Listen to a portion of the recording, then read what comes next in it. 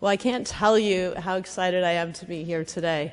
Je suis tellement heureuse d'être ici. It's so exciting to be in a room with, 800 students and professors who are just so keen about learning, so keen about trying to figure out how to tackle the world's problems.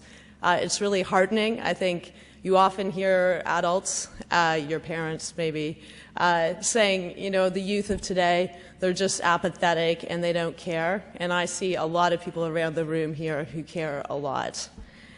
I have to say, in high school, I wasn't part of any model UN group, and I'm trying to figure out why, because I always cared about international relations. But I think it either was we didn't have one, or I was too busy doing sports.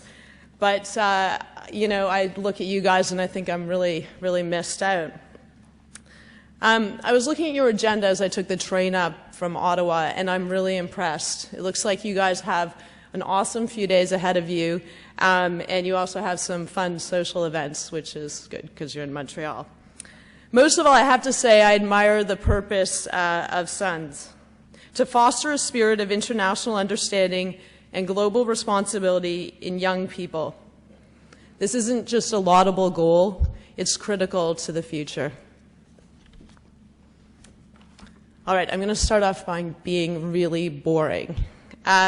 So my speech is really about why international relations matter, because you can't build a wall against climate change. A disease in Africa can hop on a plane.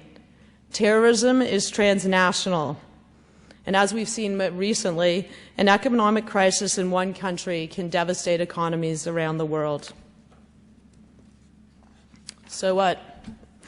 Well, we, as a global community, need to figure out how to respond to all of these challenges and define our decade, which I think is a really, really good overarching theme. But more directly, it's not about me. I'm getting old. It's about you guys. You guys are the youth of today, and you guys are the ones who have to be making decisions about this world, the world's future. You guys are the ones who are going to be deciding how international relations go, whether you actually step up and face the world's problems, or you step back and hope they go away. Take action. So maybe I am trying to make you into an activist. I heard Olga say, we're not here to make you all into activists, but it's kind of like being a feminist. I think all people should care about women and women's issues, and so I think you should care about taking action. I think you guys should care about making a difference. It's pretty easy to say, you know what, these problems that we're facing are too big. What can I do? And then just disengage, just give up. Well, how's that going to leave us? I have 3 little kids, 2, 4, and 6. And that's part of the reason I get up every day and do what I do, because I think, you know what? A lot of the problems that we're facing, I'm not going to be around to have to deal with. My kids are. There's lots of ways you can take action, and I think something to consider is that small actions do matter. So with Canadian laws abroad, do I think I'm going to change the world in the broad sense? Do I think I'm going to establish the rule of law in every country, that everyone's going to have access to justice? No. But I think I can make small incremental differences that will have an impact on people's lives. And I'd encourage you to figure out how you can do the same.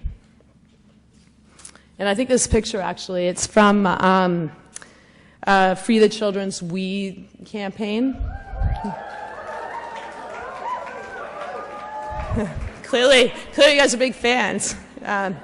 Fortunately, I'm not one of the Kilburgers, so if you're a girl, that's maybe too bad. I like the signs, though. I don't know if you can read the signs. So one is, we are change, but the other one is, now, that's when. And I like that. Now, that's when. So I'm going to end with a quote from one of my favorite authors, Dr. Seuss. What does Dr. Seuss have to say? Unless someone like you cares a whole awful lot, nothing is going to get better. It's not.